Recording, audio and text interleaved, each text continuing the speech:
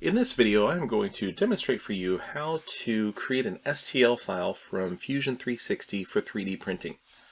Here you can see I've already got a part on screen in Fusion 360, and there's actually two different ways to create an STL file. The first one we'll look at is by going to the File menu and then selecting 3D Print. That opens up the little 3D Print dialog box, and the first thing I need to do is select a solid body that I want to export. Of course, you can have multiple bodies. One thing you could do if you have multiple bodies is join those together first before exporting. Otherwise, you can select them all. In this case, I just have one. Next, I want to indicate what format I want to use. I'm using STL files, but you can see some other options there.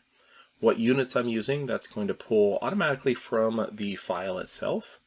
I could preview the mesh, and then I can adjust its refinement. So with curves, I want to go higher so I can get some nice smooth curves there.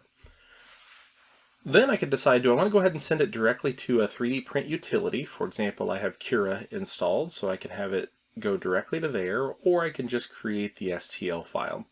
I'm going to go ahead and do that, so I will click OK.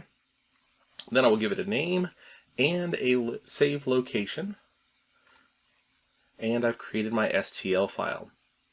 So next, the other way that I could do this is by finding the body that I want to export to STL, right-clicking on it here in the browser, and selecting Save as Mesh.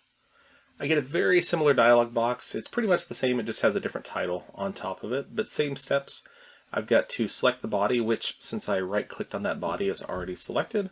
I can give it its refinement, preview the mesh, click OK. And I'll give it a slightly different name here this time.